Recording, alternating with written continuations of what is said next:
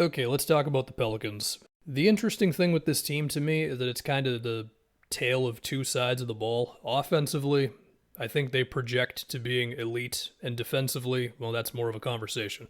As far as the offense, we all know how good Zion is, and him as a screen setter with Ingram and CJ should just be devastating. I mean, Valanciunas as a screen setter with those guys is still very effective because teams don't want to switch their smaller guys onto Valanciunas. And from what I remember, the Pelicans would run actions with all three of those guys. So whether it be CJ or Ingram as the ball handler, Valanciunas is screening, but the other one is involved in probably another screen. And then you just have a bunch of bodies moving, and meanwhile it's like, Ingram or CJ, I mean, they can make a shot from anywhere. You've got Valanciunas dive into the rim. They also had a lot of value in Jackson Hayes spotting up off of those, which you wouldn't think would be the case, but because of Hayes' ability to cut and attack the offensive glass, you really couldn't ignore him as much as you'd really like to. And so you, in some ways, can just put Zion in that spot. But of course, you're also putting Zion in a lot of those screen actions as well. And again, it's going to be a very tough time guarding this team. I mean, even if you do stuff well, right? Like, let's say you're playing your drop coverage and you're getting CJ and Ingram to take the shots you want them to take. They're both very good for mid-range. Let's say you hold up really well in a possession and then it becomes Ingram has to go ISO or CJ's got to go ISO or Zion, we're just going to throw you the ball in the post, mid-post, wherever, or top of the key. I mean, he could just bulldoze right through you anyway and get to the line. Like, they're just going to be really difficult to guard. Also because Zion and Valanciunas are probably going to grab a bunch of offensive rebounds as well. We will see what the balance is between Zion as a screen setter for CJ and Ingram most of the time. Potentially like Alvarado, Devontae Graham, they're here as well. But also point Zion. Remember that was a thing where they had Zion bringing the ball up court more often and allowing him to be a decision maker. I mean, sure, he doesn't have the pull-up jumper, but it doesn't really matter. You give Zion any sort of space, and he's just going to have a full head of steam going to the rim, And the beauty of this is because CJ and Ingram are such good shooters, it works. I guess if you want to be cynical, you could say, yeah, but can't Valanciunas get in the way when Zion is doing his Zion thing? We will acknowledge that Valanciunas does have a little bit of a three ball, but he's not a shooter like, I don't know, Karl Anthony Towns or whatever. Man, I got to be honest, I think Valanciunas just being in the dunker spot as Zion is existing with the ball does enough for you. Because if you leave Valanciunas, Zion's a good enough passer to where he will flip it to him, and that's going to be 2 points or a foul or whatever. I'm sure teams will leave Herb Jones open as much as they can. Herb, he shot 34% from three in the regular season. He was better in the series against the Suns. He got up to about 42%, but he didn't take a whole lot. So we'll see there. But I also think Herb, he's got a little bit of something off the dribble. He can also do something as a cutter. I feel like Herb is going to do a little more than just, they left me open. I guess I'm a zero on offense. He also was quietly like a decent offensive rebounder as well. I do want to talk about Brandon Ingram for a second because I think he is still getting better. And we remember in that Suns series, that guy hit some ridiculously tough shots, man.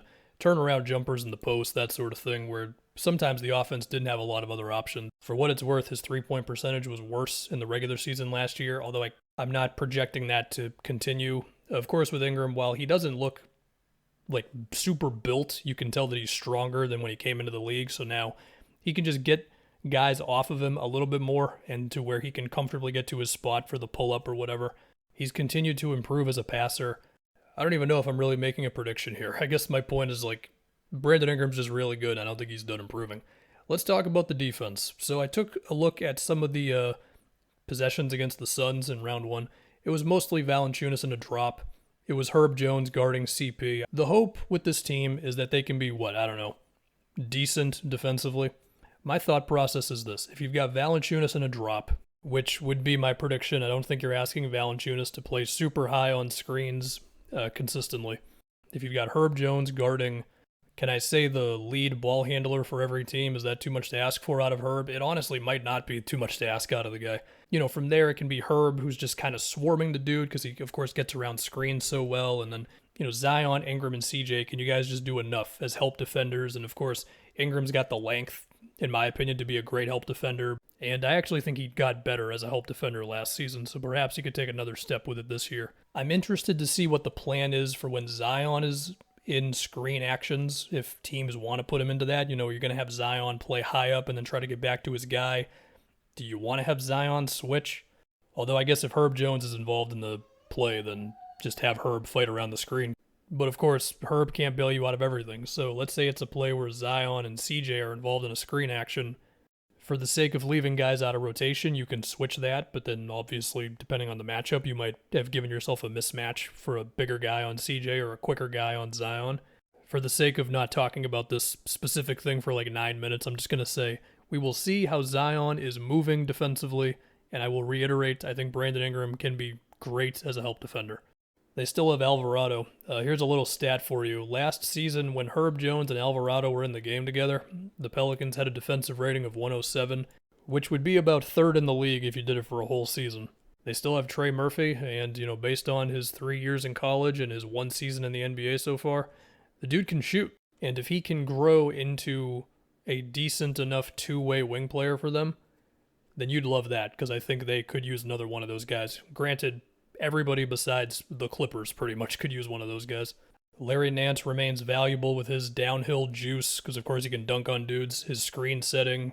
They still have Kyra Lewis. The hope with him is that he can be a downhill point guard. Unfortunately, he's had injuries. They also drafted Dyson Daniels with one of their Lakers picks. He's a tall guard whose best traits right now are his passing and his defense. I'm assuming that between Zion, Ingram, and CJ, one of those guys, potentially two of those guys, are going to be in the game for most of the time. But there could be some moments in there where Dyson can take on a little bit more ball handling. I think defensively he can certainly help out CJ, especially when Herb Jones is not in the game, because Herb can't play 48 minutes. But of course, the shooting will be the swing, determining how many minutes he really gets. Luckily for him, the Pelicans have Fred Vinson, who was the guy who fixed Lonzo's release. So yeah, the team's good. Of course, Zion's health is a big thing, as it always is, but there's a lot to be excited about. With all this said, when I look at the Western Conference, I'm just like, man, this thing is going to be really competitive.